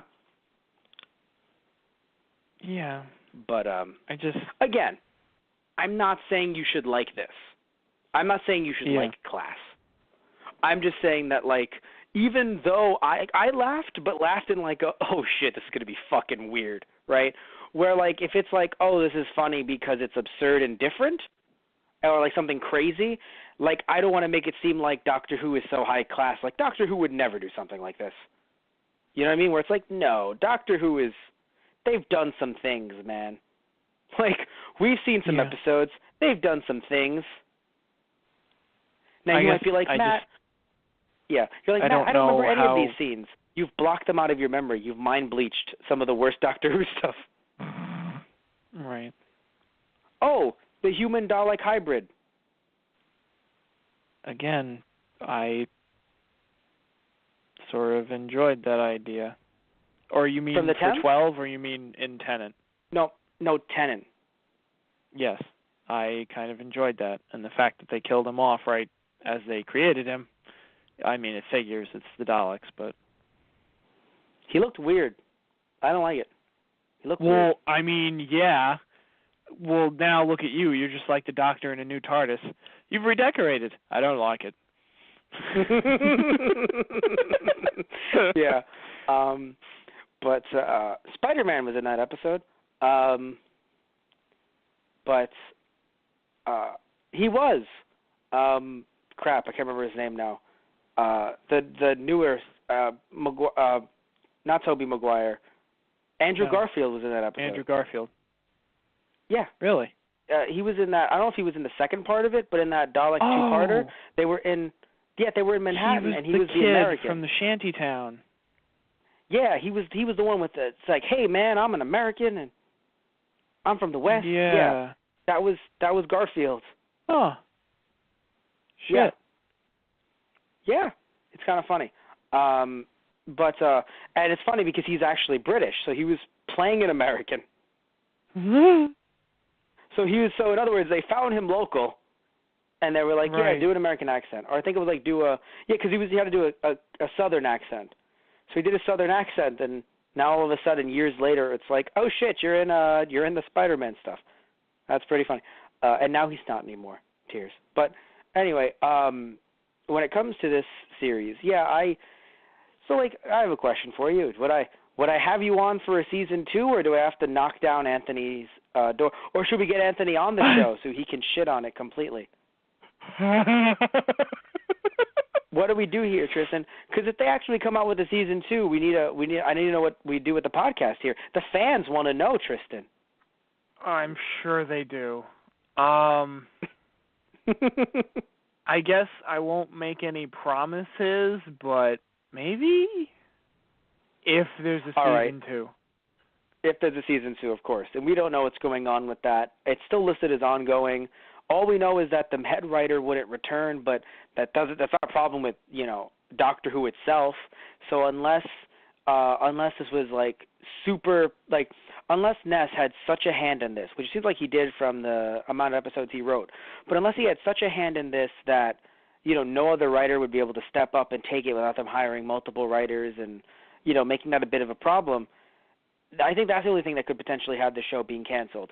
Or if because Ness left, the other actors really like Ness, so now they don't want to work with anyone else, and then they leave. Obviously, that'll cause the show to get canceled. Because It's funny. If they didn't, I was making the joke before about them focusing on a new cast of characters, but it could have worked if they didn't have that whole, cliffhanger. But now with this cliffhanger, they're fucked. Yeah. They either need to bring back every single character, maybe if they need to, kill one off because an actor doesn't want to return, right? Right. But they need to bring back every single character or the show's canceled. Yeah. Which is crazy, right? Because, if they didn't have that cliffhanger, they could have just ended it there by having, a next season of new characters explain away whatever happened, right? But they can't do that shit. Right. They need to finish that story or that spinoff is done. Yeah. Yeah. But either way, it's interesting. I think this show actually has more potential than I thought it would, but I think with its ratings in the UK, I don't think it's going to do well, sadly. I only say sadly because it's being pushed elsewhere. So, clearly, it might be a little bit popular in other regions from the looks of it. But I think I just think that one of the biggest issues with it was that it was not only short, but it was written by someone who has more experience with these teenage dramas than with sci-fi. Yeah. I think maybe, I don't know if he had anyone else working on the show with him. I know Moffat was an executive producer, but I don't think he actually worked on him with the scripts. If he did, then I don't know what to say, right? But I think maybe we could have had either a higher episode count, or we could have had someone else work with him on some of the lines and some of the sci-fi stuff.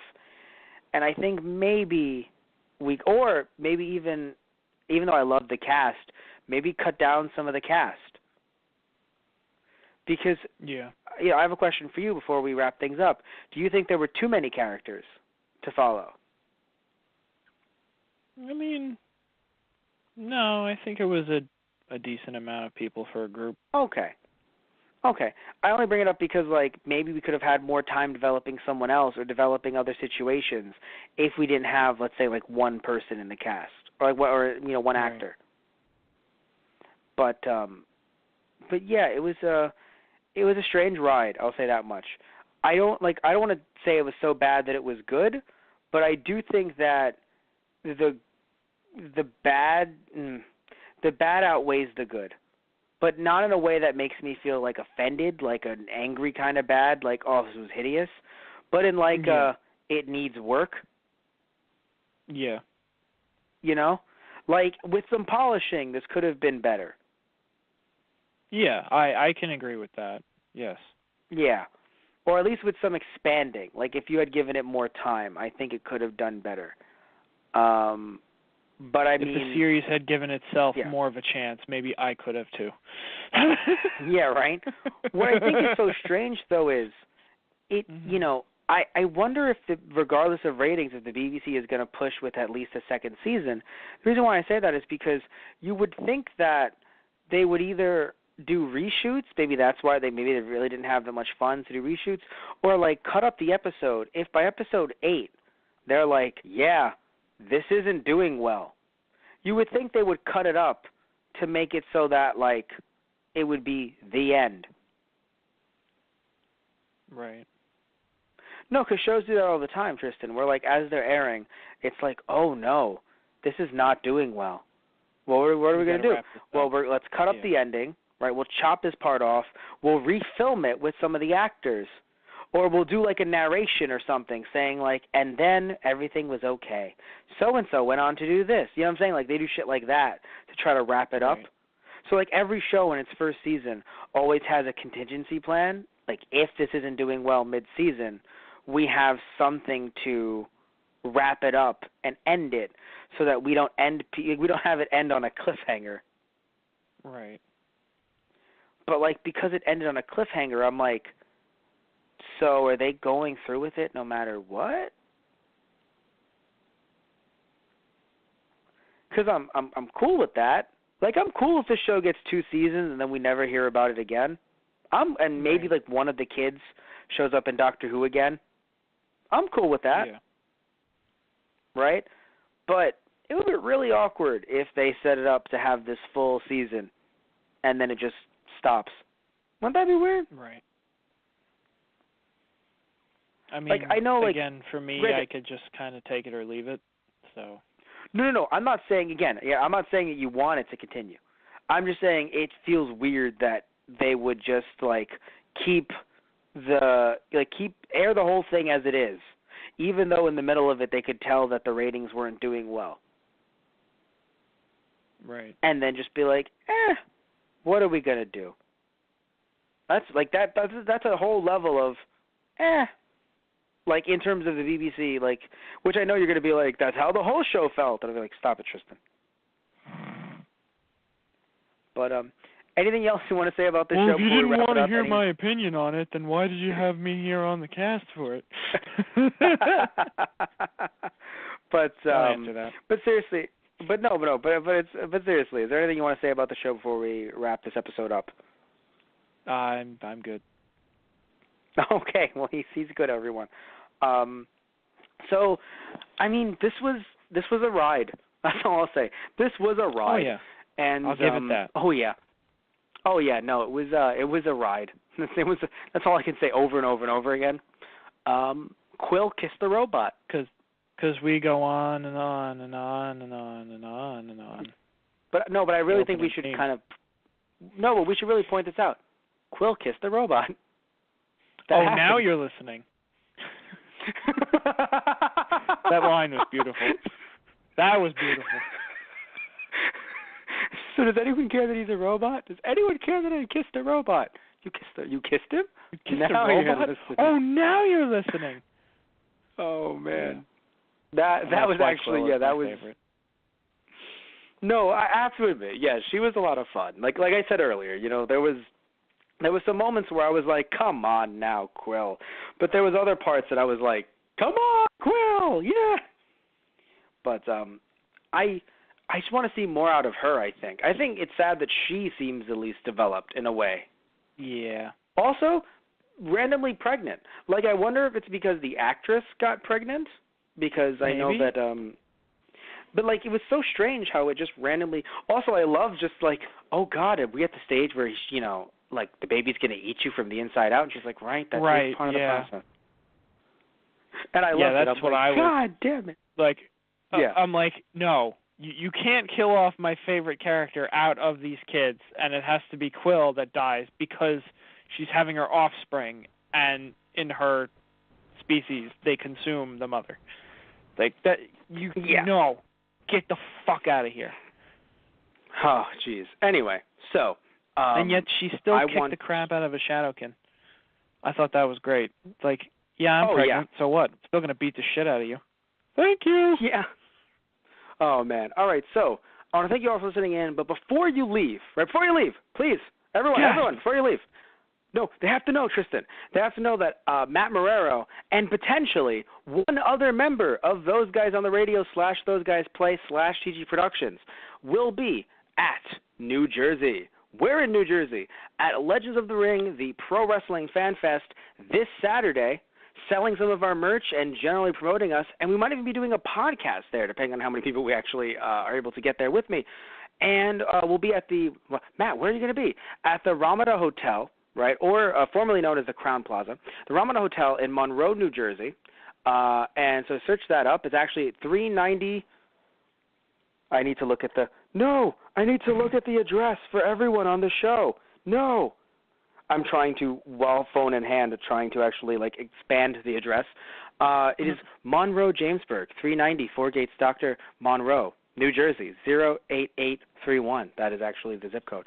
But seriously, we're going to be at the Ramada Hotel and in the Monroe Township, New Jersey.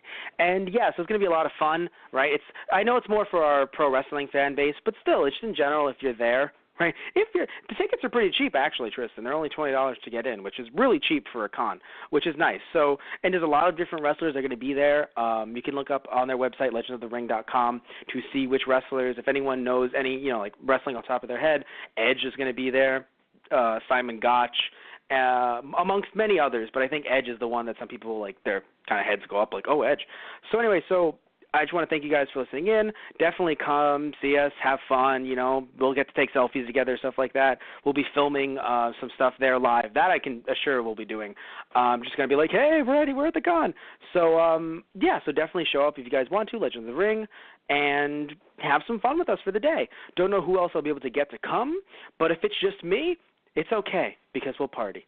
Anyway, so I also want to mention that we have our YouTube channel. I mentioned it a little bit earlier, myself with Anthony Toto and I playing on the channel. But, of course, Tristan Walter and I play on the channel as well. What channel? Those Guys Play. So you search that up on YouTube to find our stuff.